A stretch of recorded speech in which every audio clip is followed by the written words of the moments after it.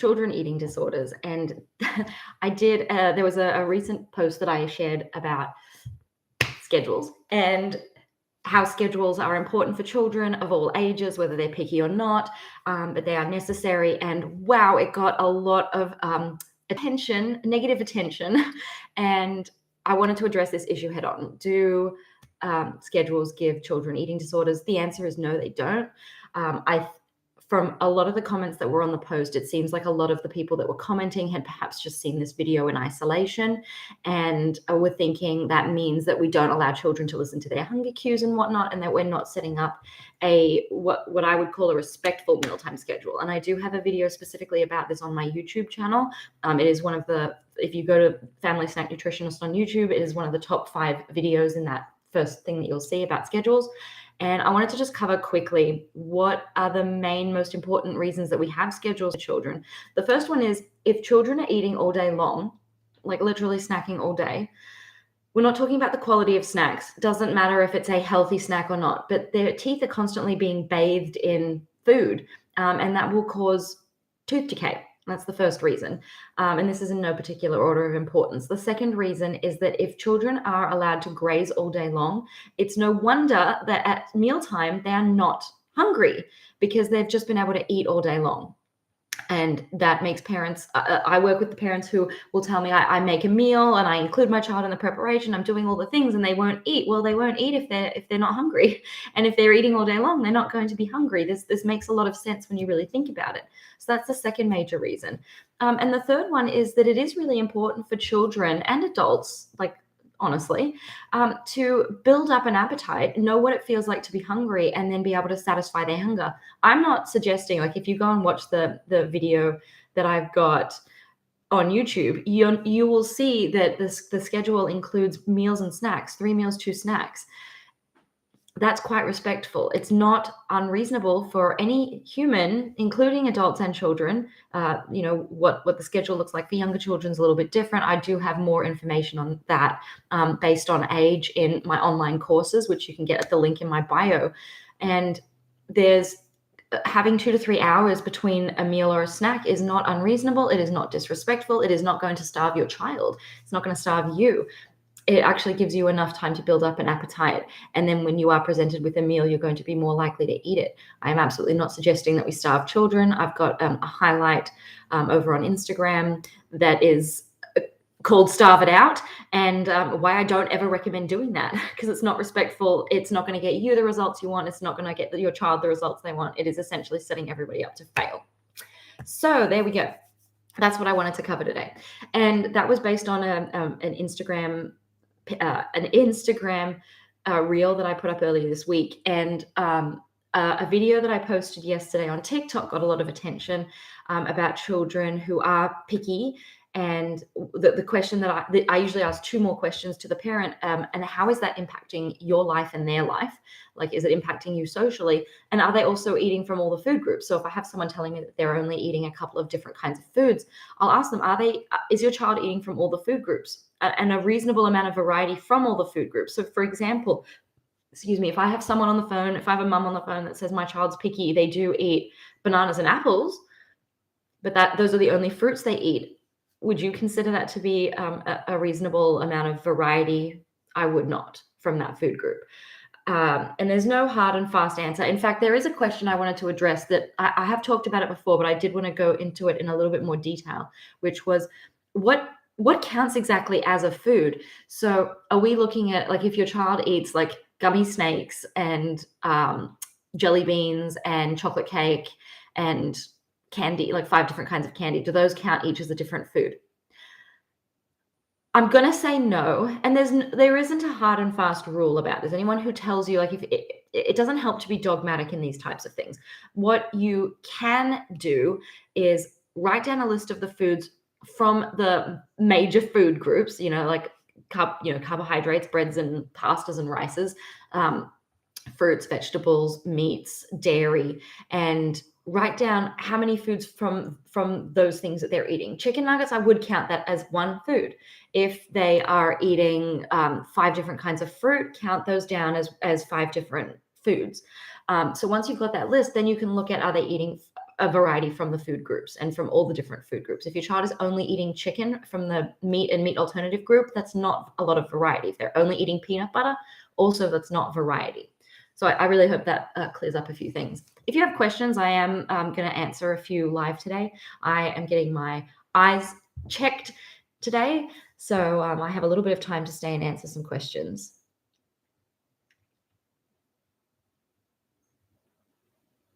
Tips for autistic toddlers. So I do, okay, if you're on TikTok, you can go, I have a playlist called Neurodivergent, and you can go take a look there. I do work with a number of children that have, that are neurodivergent. I've got a new client starting next week who her daughter is autistic, and I've worked with a couple in the past, and I've got another one starting with, working with another one right now as well. Children, like feeding issues, including picky eating, affects 1 in 4 neurotypical children, and that number increases to 3 out of 4 for neurodivergent children. So if your child is neurodivergent, it's very, I'll say, normal. Feeding issues become big issues, and not getting help, and some of it is behavioral and some of it is not. So the way I work with clients, like the tips that I share, like, is a schedule still relevant for a child who is neurodiverse? Yes, absolutely it is. The way you talk to your child about it will be different. The way you implement it might be a little different. The way you're flexible with it might be a little bit different. And that's the type of help I'm not able to provide through a 30-second video or a 60-second video. That's the type of help that I'm able to provide you when we work together, either one-on-one, depending on how severe your child's case is. One-on-one is what I would recommend. But if you've got a general picky eater, if you're like one of the hundreds of mums that posted on my video yesterday, like, oh my gosh, this is me, my child doesn't eat a variety from all the food groups, they only eat chicken nuggets, or they only eat 5 things, your child the age doesn't really matter so much. I've got, my groups are applicable for children between the ages of 1 and 10, because again, it's the implementation of the method, or the implementation of the strategy, that's different. And if I've got a parent with a 10-year-old, I will explain to them how they're going to talk about it with their 10-year-old versus someone who's doing this with a 2-year-old. It's going to be a bit different. But the strategies don't vary all that much, which is a great thing. So my small coaching group starts next month, at the beginning of next month. And at the moment, there's an early bird special, but it ends at the end of the year. So in Australia, today's 30th, so it ends tomorrow. In the US, I usually do allow it to go in the US as well, or like North American time. So, but at the end of December is when the early bird special ends. The link to the group is in my bio. It's already half full, the groups, half the spots are taken. The group is small. Somebody asked me on a call last week, like, oh, how many people are in the group? Is it like 40 or 50? And I'm like, no, it's 8 usually, simply because I need to get to know you. I need to get to know your children. We need to be able to talk to each other. And it's important for me to be able to give you the best advice, and the best way that I can do that is if the group is nice and small and we really get to know each other. So it's a very intimate group. How do you encourage trying new foods for young toddlers that will only eat familiar foods? All right, how old, Carla, how old is this child that we're talking about? And how long has this been an issue?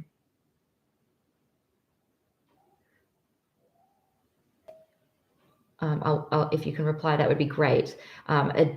A general rule, well, there's not really a general rule, but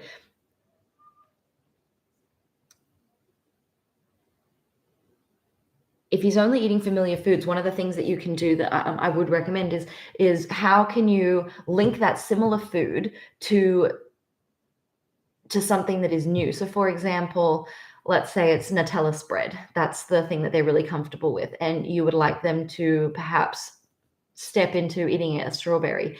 You could put some of the Nutella on the strawberry, dunk it in, or cut off a very small piece of the strawberry and put Nutella on it, and maybe put it on a cracker or something so that they can easily pick it up and eat it.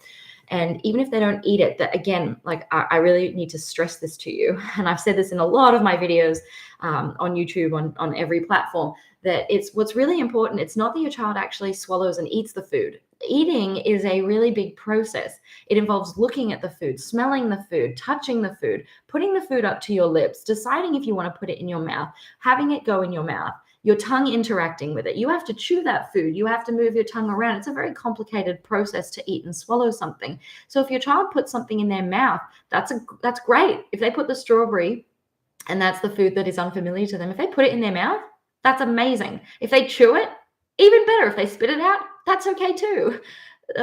Children need to understand that they have this autonomy over their bodies. And just like if you tried something that you thought, like imagine if you ate a strawberry that was spoiled, but it didn't look spoiled on the outside, and you spat it out and someone stood there and said, "Excuse me, how very dare you throw that out, spit that out? You can't do that. It's a perfectly good strawberry. You need to eat it." You'd be like, well, that strawberry was rotten, so I'm not going to eat it. And you know that you have that level of bodily autonomy. Your child needs to know that as well. They're in control of what they put into their mouth. Full stop. Period. There's nothing else to be said about that.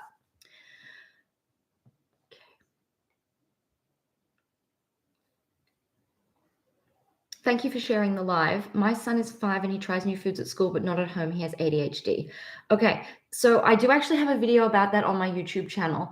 The good news here is that your child is capable of trying those foods. Like that's a really, really great thing. Embrace that is really positive. What might be happening at home is that there might be some undue pressure going on there. And sometimes that can be that you're looking at your child too intently while they're eating. And, whenever I post a video and I'll talk about pressure, like praising your child is usually pressure. If I go over to you and I'm like, "Oh, well done, you ate that strawberry. That's so great." You'd be like, "Talia, that's a bit much. You just calm down. Calm down." So, and parents will say, like, "Am I allowed to do anything?" Of course you're allowed to do things. It really, in large part, comes down to what is your goal. A lot of parents will praise their child because they want them to be like, "Yes, I like that you are doing this, and I want you to keep doing it. And I will tell you how much I really like this." That's the intention behind the praising. Whereas, like, I'm not going to say I'm free from praise in my house either. However, my intention and the reason I praise and the way I praise is very different. So I'll give you an example. One of my daughters is learning to like olives. And recently she did try an olive. She did actually eat a piece of olive. And when she did that, she was proud of herself. And what I said, like she wasn't initially. She tried it and I was watching her. I was sort of standing behind her. So she wasn't seeing me watching her, but I saw her take the bite. And I waited to see what her response would be. I wondered if she would turn around and say, "I tried this." I was waiting for her response. And, she didn't give me a response. And then when she gave me back the snack container and I said, "Oh, you ate the olive." Or, "Did you eat the olive?" Or, no, I said, "You ate the olive." Because I'm noticing the olive is gone. You ate the olive. And she said, "Yeah." And I said, "Oh, are you proud of yourself for having an olive? Because I know that's a food you're learning to like." And that was it. My intention there was to have her build her intrinsic drive to want to try those things, to want to try the olive, to be proud of herself for trying the olive. It's not about her. I don't want her to do things to please me. I don't think any parent wants their child to eat to please them, but that's how it can come across with praise. Okay, my daughter is 5. It's been so bad to get her to eat fruits and vegetables in soups. Oh, fruits or veggies in soups, yes, but limited. So, okay, and then Carla says that she's 21 months old, and you'd say 6 months. So I've talked about this before as well.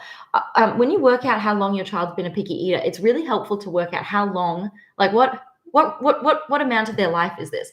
So this child is 21 months old and 6 months has been picky. They also didn't eat for the first 6 months of their life. Your child probably started solids around 6 months old. So she's not even 2 yet. So that's a huge portion of her life.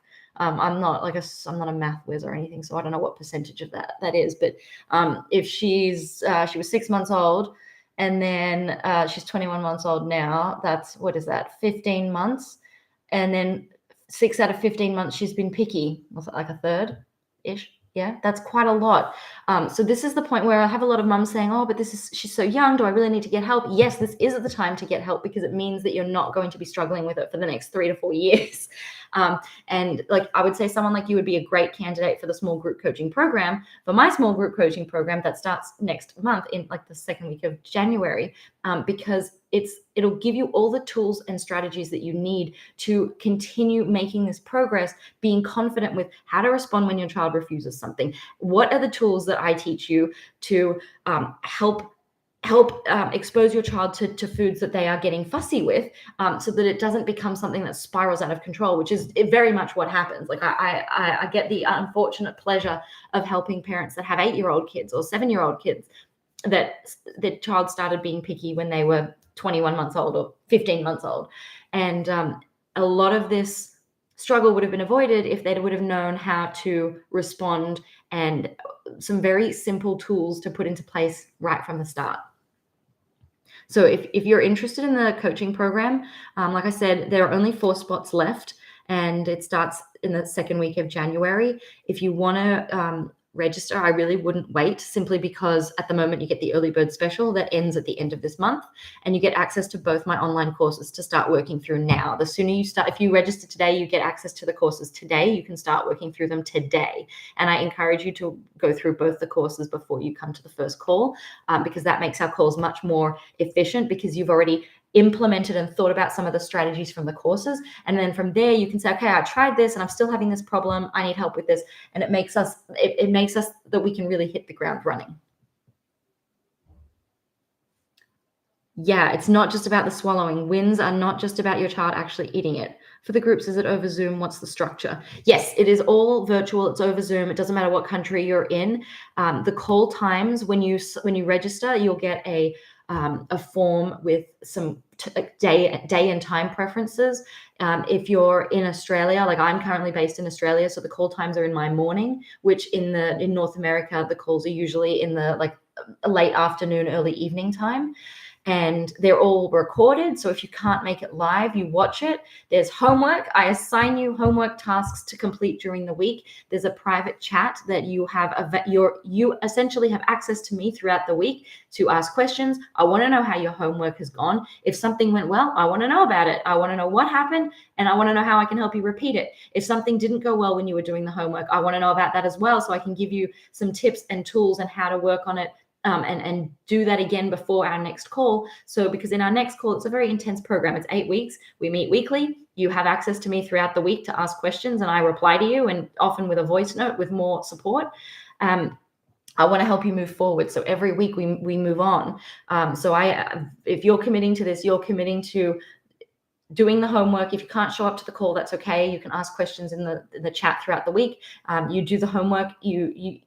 I keep you accountable. If I don't hear from you, I need to hear from you, because I want you to get results, and I want you to be confident by the end of the 8 weeks that you know exactly what you're going to be doing after that time.